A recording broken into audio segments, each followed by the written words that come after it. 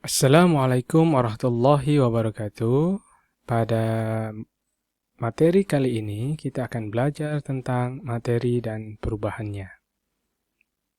Baik anak-anak, mohon untuk disimak video berikut supaya anak-anak bisa memahami tentang apa itu materi dan perubahannya.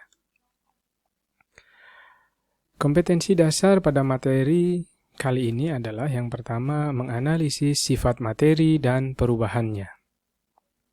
Lalu yang kedua adalah menunjukkan perbedaan sifat materi dan perubahannya melalui eksperimen.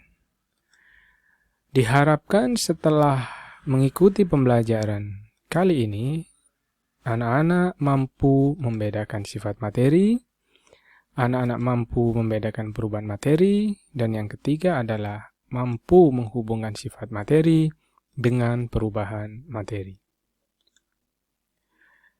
Materi adalah segala sesuatu yang memiliki massa dan menempati ruang atau volume. Contohnya adalah buku yang anak-anak pakai untuk menulis dan juga pensil yang kita gunakan untuk menulis. Wujud materi terbagi menjadi 3. Yang pertama adalah wujud padat. Wujud padat memiliki karakteristik sebagai berikut. Jarak molekul berdekatan, bentuknya tetap, dan memiliki volume yang tetap. Wujud cair memiliki karakteristik jarak molekul yang renggang, dan karena molekulnya yang renggang, maka bentuknya berubah mengikuti wadahnya. Tetapi volumenya tetap. Wujud yang ketiga, untuk wujud gas, memiliki karakteristik pertama, jarak molekul yang berjauhan.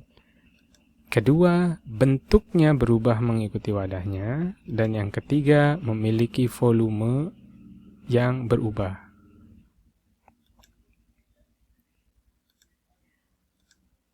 Sifat materi ada 2. Sifat fisika dan sifat kimia.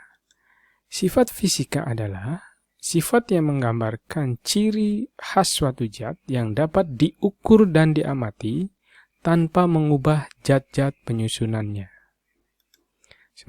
Contohnya adalah warna, lalu wujud, lalu bentuk, massa jenis, titik didih, dan titik beku.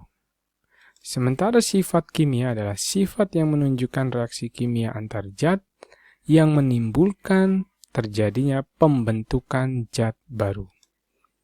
Contohnya adalah apakah suatu zat itu mudah terbakar atau tidak, apakah suatu zat mudah berkarat atau tidak, apakah suatu zat mudah meledak atau tidak, atau apakah suatu zat memiliki sifat beracun atau tidak.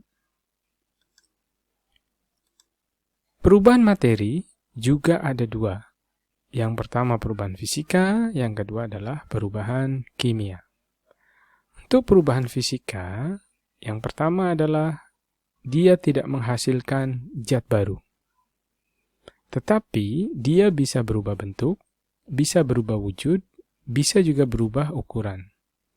Dan umumnya setelah berubah dapat kembali atau dapat balik ke bentuk semula. Untuk perubahan kimia memiliki karakteristik pertama adalah menghasilkan zat baru yang berbeda dengan zat asalnya. Zat baru ini ditandai dengan adanya perubahan pada warna, adanya perubahan pada suhu, adanya perubahan pada aroma, terbentuknya gas, dan terbentuknya endapan. Contoh dari perubahan fisika yang berkaitan dengan perubahan ukuran atau bentuk adalah kayu bisa berubah menjadi kursi. Di sini ukuran dan bentuknya sudah berubah. Perubahan yang berkaitan dengan wujud adalah air. Ketika kemudian kita dinginkan, maka dia akan berubah menjadi es. Di sini ada perubahan wujud dari cair menjadi padat.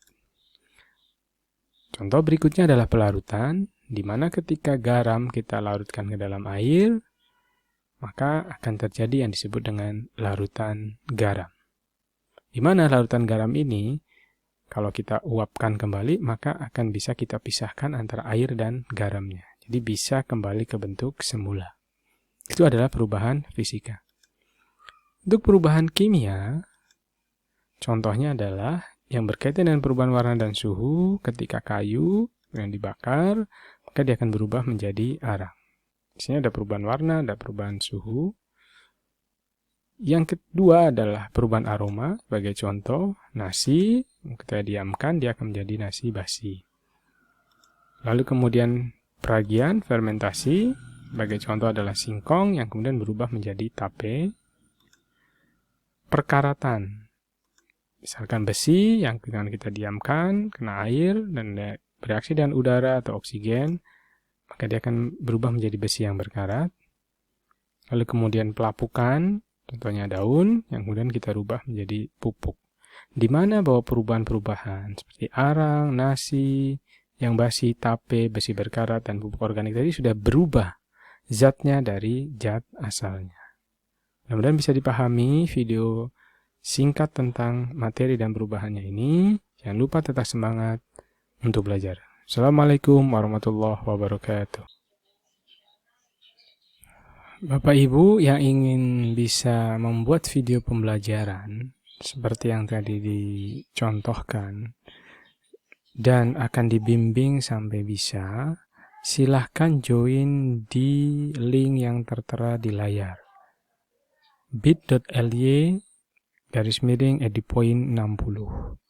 Jangan lupa menggunakan kode kupon enrichment untuk mendapatkan diskon yang sangat dan lumayan cukup tinggi, itu 60%. Dan untuk informasi lebih lanjut, Bapak Ibu bisa WA ke saya melalui nomor 081947251885.